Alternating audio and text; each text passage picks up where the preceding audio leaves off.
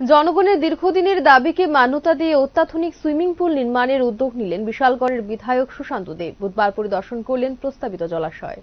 দায়িত্ব হাতে পেতেই বিশালগড়কে নতুন আঙ্গিকে সাজিয়ে তোলার প্রচেষ্টায় একের পর এক অভিনব উদ্যোগ গ্রহণ করে চলেছে বিশালগড়ের নবনির্বাচিত বিধায়ক সুশান্ত দেব। এরই মধ্যে বিশালগড়ে অত্যাধুনিক সুইমিং পুল বানানোর উদ্যোগ নিলেন বিধায়ক। মূলত বিশালগড় শহরের জাঙ্গালিয়া বিশ্বপ্রিয় ক্লাব সংলগ্ন একটি পুকুরকে সংস্কারের মাধ্যমে অত্যাধুনিক সুইমিং পুল বানানোর পরিকল্পনা নেওয়া হয়েছে। বৃহস্পতিবার উক্ত জলাশয়টি পরিদর্শন করেন বিধায়ক সুশান্ত দেব, মহকুমা শাসক বিনয় ভূষণ দাস সহ সংশ্লিষ্ট দপ্তরের কর্মকর্তারা।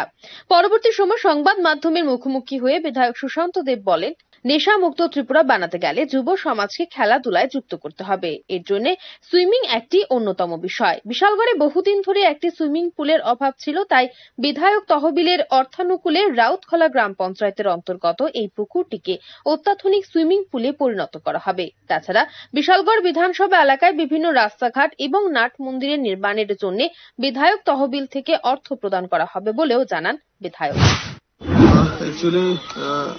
বিধায়ক এলাকা উন্নয়ন তহবিল থেকে আমরা কিছু ডেভেলপমেন্ট ওয়ার্ক করতে চাইছি।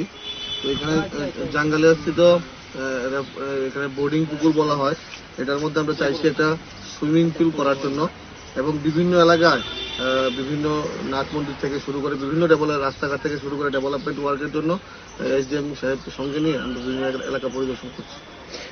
এখানে মানে কি পরিকল্পনা রয়েছে, কি কি তৈরি হবে এখানে বললামই তো, এখানে এই পুকুরটার মধ্যে আমরা একটা সুইমিং পুল করতে চাই। বিশাল করে সুইমিং পুল নেই, একটা সুইমিং পুল করতে চাই এবং বিভিন্ন ডেভেলপমেন্ট ওয়ার্ক যেটাকে বলে, বিভিন্ন এলাকায় নাট মন্দিরের প্রয়োজনীয়তা আছে, বিভিন্ন এলাকায় ছোট ছোট রাস্তার প্রয়োজনীয়তা আছে, সেই সব বিষয়গুলো আমরা খতিয়ে দেখছি এবং যেটা বেশি প্রেফারেবল সেটাই আমরা করবো।